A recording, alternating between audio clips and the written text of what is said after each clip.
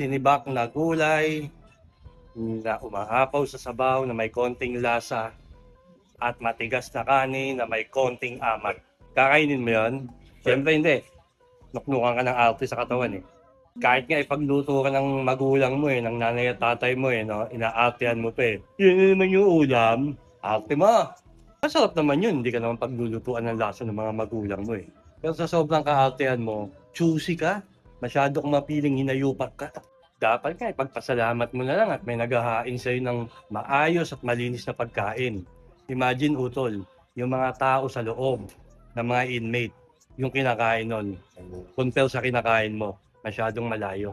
Huwag ka lang talagang makukulong, Utol. Ha?